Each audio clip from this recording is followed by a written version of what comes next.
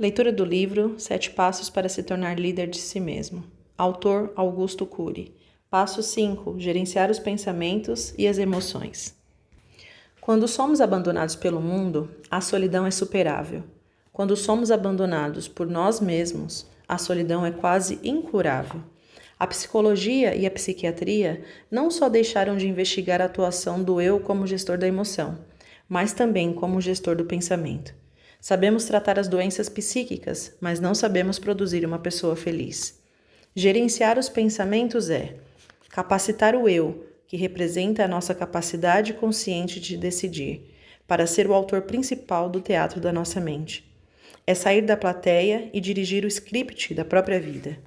É governar a construção dos pensamentos.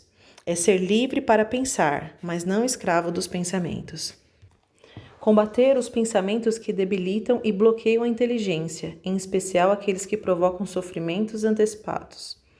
É exercer domínio sobre os pensamentos que produzem transtornos psíquicos, como culpa, fobia, autopunição e obsessão. É deixar de ser espectador passivo das ideias negativas.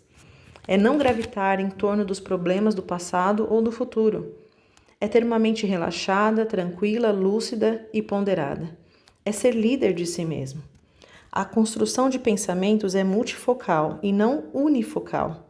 Isso significa que construímos pensamentos não apenas porque queremos construí-lo conscientemente, mas pela decisão do eu. Existe uma rica produção de pensamentos promovidas pelos fenômenos inconscientes, que são os gatilhos de memória, janelas da memória, âncora da memória e alto fluxo. O eu, ou deveria ser, é o autor principal do teatro da nossa mente. Os fenômenos inconscientes são, ou deveriam ser, os coadjuvantes. Sem os coadjuvantes, o eu não se formaria. Não saberíamos quem somos, não teríamos identidade. Antes do eu começar a ter consciência de si, ele precisa de milhões de pensamentos arquivados na memória nos primeiros anos de vida. Quem produz esses pensamentos? Os fenômenos coadjuvantes. Entretanto, a produção de pensamentos pelos coadjuvantes pode se tornar um grande vilão na qualidade de vida. Quantas vezes você não quer pensar em alguém ou alguma coisa, mas falha em seu intuito? Como já vimos isso acontecer porque o gatilho da memória abre uma janela do córtex cerebral, onde está arquivado aquilo ou aquele em que você não quer pensar. Em seguida, o fenômeno do alto fluxo se encora nessa janela e constrói milhares de pensamentos e imagens mentais relativos a essa janela.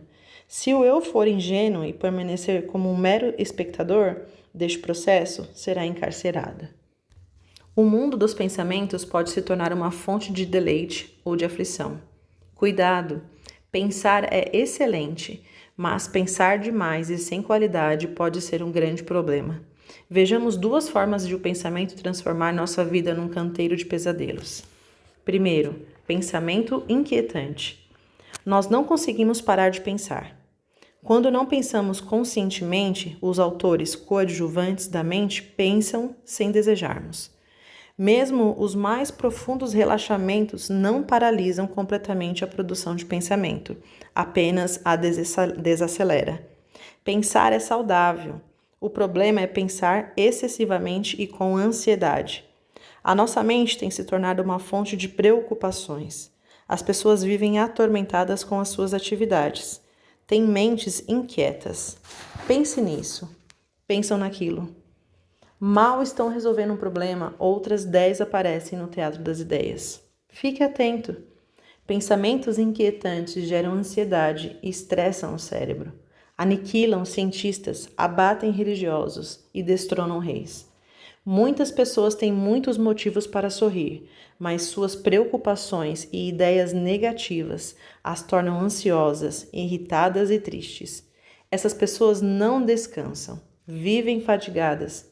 Às vezes têm um caráter nobre, são especialistas em resolver problemas dos outros, mas não os seus. Não lideram os seus pensamentos. Você já parou para pensar no que pensa? Você consegue identificar quantos pensamentos tóxicos produz por dia? Tem ideia de quanto lixo você tem guardado em sua mente, transformando em um verdadeiro lixão? 2. Pensamento acelerado. Não é apenas o conteúdo ruim dos pensamentos que afeta a qualidade de vida, a velocidade com que pensamos também. Tudo se complica quando os pensamentos são acelerados. Mesmo se o conteúdo for positivo, o aceleramento gera um desgaste cerebral intenso, produzindo ansiedade e outros sintomas. A velocidade excessiva do pensamento provoca a Síndrome do Pensamento Acelerado, SPA. Você sabe quantas pessoas sofrem de SPA? A maior parte da população das sociedades modernas, bilhões de pessoas. Quem pensa excessivamente sem qualquer gerenciamento por parte do eu pode sofrer um desgaste cerebral altíssimo, que gera uma rica sintomologia. Pensar com consciência, critique é bom, mas pensar demais é uma bomba para a saúde psíquica. Você tem essa bomba? Se tem, é preciso desarmá-la. Podemos acelerar tudo no mundo exterior com vantagens, os transportes, automação industrial, a velocidade dos computadores, mas nunca deveríamos acelerar a construção dos pensamentos. Infelizmente, mexemos na caixa preta da inteligência humana com grandes prejuízos e estressamos nossa mente com níveis perigosos. O excesso de informações no mundo moderno, a competição no trabalho e a paranoia do consumismo são grandes causas do estímulo excessivo dos copilotos da mente. Esses fenômenos estão construindo pensamentos aceleradamente, como jamais se viu antes, gerando-me a síndrome do pensamento acelerado. Todos os professores no mundo perceberam, embora não saibam a causa, que crianças e adolescentes estão cada vez mais agitados, inquietos e sem concentração, sem respeito uns pelos outros, sem prazer de aprender. A causa é a síndrome do pensamento acelerado. Grande parte das pessoas acordam cansadas porque gastam muita energia pensando e o sono não consegue repor a energia da mesma velocidade. O cérebro começa a produzir uma série de sintomas psicossomáticos, mas elas não ouvem a voz do seu corpo. A SPA, Síndrome do Pensamento Acelerado, tem vários níveis de gravidade. Em síntese, é caracterizada por ansiedade, mente agitada, insatisfação, falta de concentração, inquietação, cansaço físico exagerado, acorda cansado, flutuação emocional, baixo limiar para suportar frustrações. Pequenos problemas causam grandes impactos e sintomas psicossomáticos, dor de cabeça, dor muscular, queda de cabelo, taquicardia, aumento da pressão arterial. Um dos sintomas mais clássicos da SPA, Síndrome do Pensamento Acelerado, é o esquecimento ou déficit de memória. Os esquecimentos corriqueiros são um clamor do cérebro, uma luz vermelha avisando que estamos sem qualidade de vida. São uma proteção, não um problema. O cérebro bloqueia certos arquivos da memória na tentativa de diminuir o excesso de pensamentos produzidos pelo Síndrome do Pensamento Acelerado. Pense nisso. Uma pessoa muito estressada e com síndrome do pensamento acelerado pode gastar mais energias do que 10 trabalhadores braçais. Sábio é o que faz muito gastando pouca energia. De que adianta ser o mais eficiente profissional no leito de um hospital? De que adianta ser uma máquina de trabalhar se perdemos as pessoas que mais amamos? Se não contemplamos o belo, se não temos uma noite maravilhosa? Pessoas que exercem intenso trabalho intelectual ou acumulam muita responsabilidade, como executivos, médicos, psicólogos, advogados, professores, estão desenvolvendo síndrome do pensamento acelerado mais grave, estão profundamente estressados. Quem sofre de síndrome do pensamento acelerado não se fixa no presente, geralmente está viajando para o passado ou para o futuro. Muitos vivem em função dos problemas do passado. Alguns remoem seus erros, suas falhas, suas inseguranças e se culpam intensamente. A culpa controla o prazer de viver e a liberdade dessas pessoas. Elas perdoam os outros, mas mesmo crendo em Deus, não se perdoam. O sentimento de culpa é útil para reconhecermos erros, mas não para martirizar e nos deprimirmos.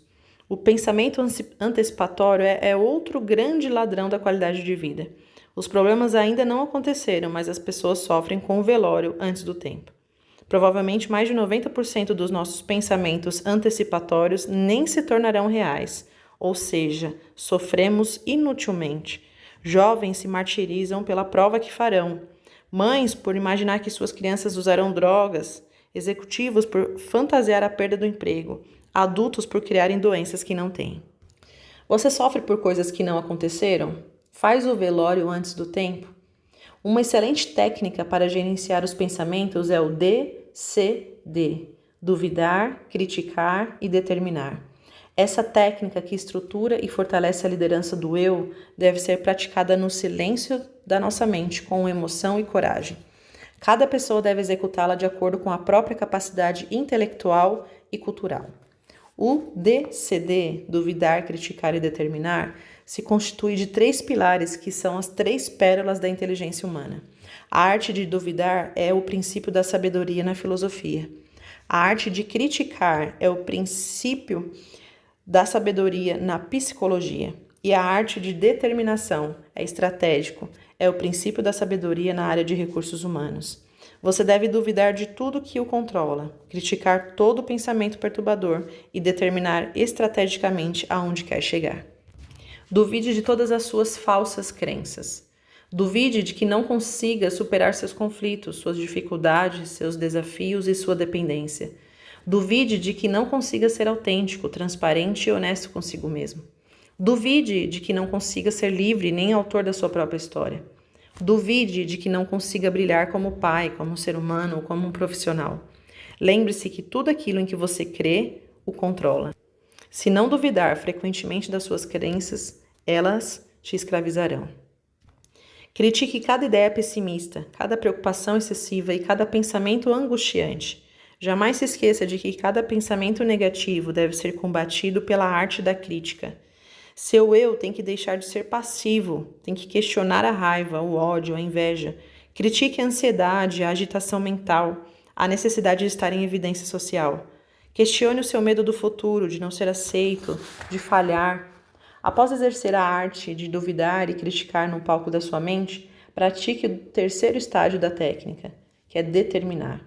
Determine ser livre, não ser escravo dos seus conflitos. Entre desejar e determinar, há uma lacuna imensa. Não basta desejar, é preciso determinar com disciplina, mesmo que o mundo desabe sobre você. Determine lutar pelos seus sonhos, lutar por uma mente saudável e generosa. Determine ter um romance com a sua própria história e jamais se abandonar. Determine agradecer mais e reclamar menos, abraçar mais e julgar menos, elogiar mais e condenar menos todos os dias. A técnica do DCD, duvidar, criticar e determinar, deve ser praticada com emoção, garra e vontade de reorganizar e reescrever a própria história, como um grito de liberdade de alguém que sai da condição de espectador passivo na plateia e entra no palco da mente humana e proclama: eu escreverei o script da minha história. Essa técnica pode reeditar janelas Kindler e é um excelente complemento da psiquiatria e da psicologia clínica, pois é praticada num ambiente mais importante, que é fora do consultório.